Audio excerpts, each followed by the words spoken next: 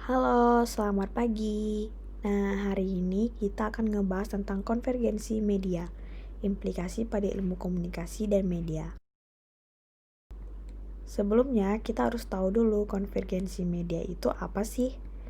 Henry Jenskin tahun 2006 mendefinisikan konvergensi media yang terintegrasi dengan konvergensi budaya sebagai interaksi antara media baru dan tradisional. Ia tidak hanya mempertimbangkan perubahan teknologi dalam konvergensi media, tetapi juga dampak pada industri media dan audiensnya. Lalu, apa sih karakteristik utama konvergensi media? Di dalam konvergensi media, adanya perpaduan dan kombinasi yang kompleks di antara jaringan TV, komputer, telekomunikasi, internet, dan sistem transmisinya. Konvergensi media adalah proses yang berkelanjutan yang terjadi di antara persimpangan teknologi media, industri, konten, dan khalayak. Persimpangan tersebut akan menciptakan satu media yang mengandung banyak media lainnya, sehingga dapat diakses secara kolektif pada waktu yang bersamaan. Seperti pada ilustrasi konvergensi media di sini. Lalu, apa sih implikasi pada ilmu komunikasi dan media?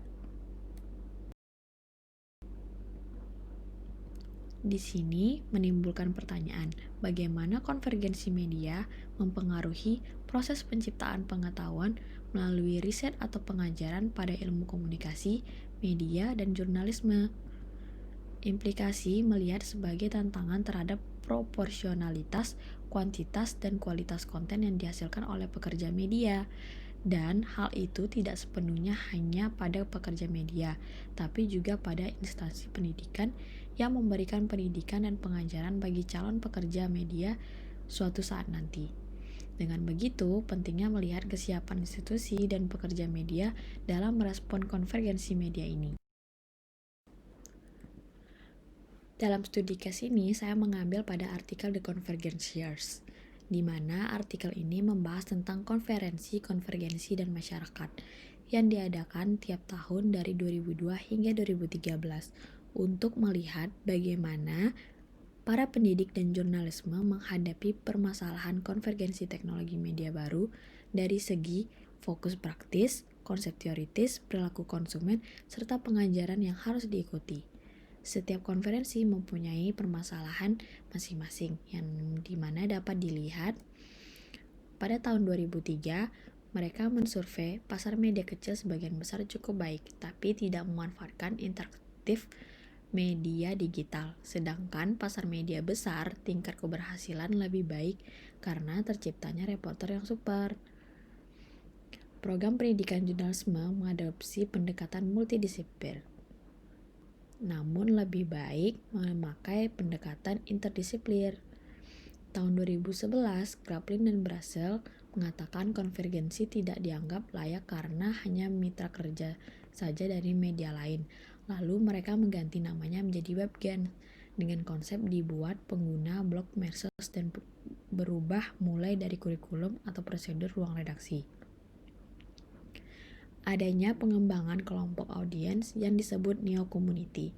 Jurnalis dituntut untuk melayani audiens dari segi pembuatan, melaporkan, dan mengedit informasi.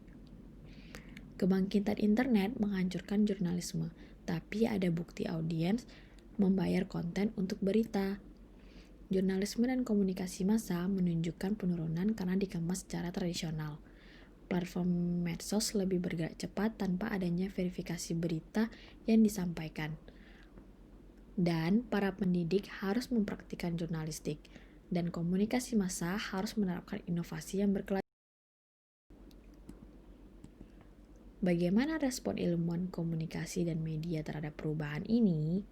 Pertama, pendidik diberi tantangan untuk mengajarkan tentang ekspektasi publik terhadap jurnalisme yang melibatkan narasi, informasi, verifikasi, interaksi manusia, koneksi, dan relevansi.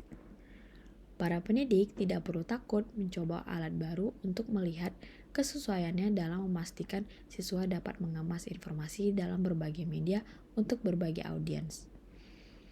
Pendidik dapat berkolaborasi dengan siswa karena mengetahui mekanisme alat komunikasi, sementara pendidik mengetahui tujuan dan alasan menggunakan mekanik tersebut.